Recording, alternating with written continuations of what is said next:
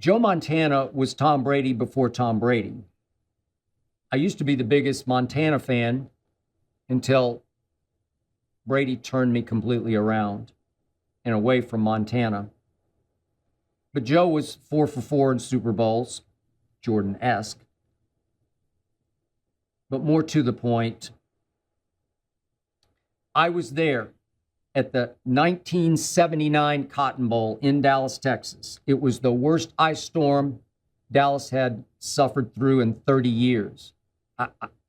To me, I didn't suffer through the one 30 years before, but it had to be the all-time worst. It was a miserable day. Heard the stories from John Gruden, who I believe was in high school at that point, was at the game with his father, who coached on the Notre Dame staff. Standing on the sideline, it was so cold, his father said, "You can't stay out here. It's just too cold." Again, they're from South Bend, Indiana at this point, obviously. Too cold, you got to go sit in the team bus, the engine running, the heater on. You won't survive it out here just standing alone without being able to move much. It was freezing, at least I was in the press box, and it was heated. But you probably have heard the story, the chicken soup story. Joe Montana suffered from hypothermia. He was already suffering from the flu. And at halftime, he had to eat chicken, a whole bowl of chicken soup, just to get his temperature back to somewhat normal. But he missed the entire third quarter of that game as Houston surged ahead 34-12 after 3 quarters. And here came Mr. Hypothermia back into the game, and here came Notre Dame. And Joe outscored Houston in the fourth quarter, 23-0. 23-0.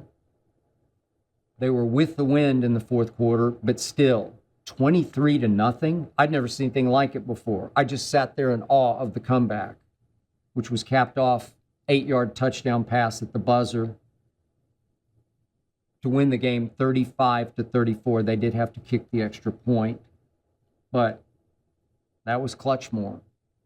And I was there that day at Candlestick Park, January 10th, 1982, a day that lives in infamy for Cowboy Nation. I was covering the Cowboys, columnist at that point, Dallas Times-Herald. Do I have to make you suffer through it again?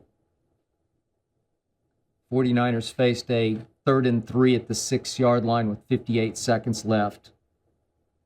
Joe dropped back, and he dropped back some more, and he scrambled to his left, and he dropped back some more, and threw a fall-away pass over Too Tall Jones and D.D. Lewis of the Cowboys up into the fog, out of which it was snatched by 6'3" Dwight Clark, who rose up into said fog and pulled down what was soon to be called the catch. San Francisco 28, Cowboys 27. That last pass has been disputed. Montana is all but acknowledged. Yeah, maybe I was trying to throw it out of bounds, or maybe I wasn't. But Dwight Clark caught it over a rookie named Everson Walls, undrafted out of Grambling State. But forget about the last pass. And just remember, Joe Montana went 83 yards and 14 plays for that touchdown. 83 and 14, Clutchmore. I was there for Super Bowl 23 in Miami, front row of the press box. 39 seconds left. Joe Montana to John Taylor. 10 yards for the game winner. San Francisco 20, Cincinnati 16.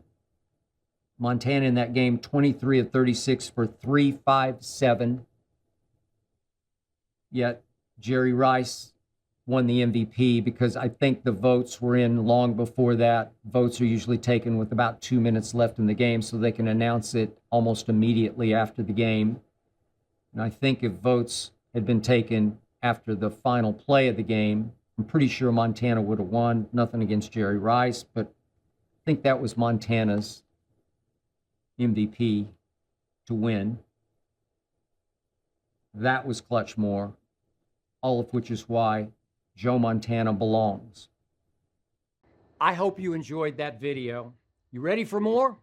Make sure you click that subscribe button for all the exclusive content from the Skip Bayless Show. And don't forget to check out the full episode of the show wherever you get your podcasts by clicking the link in the description.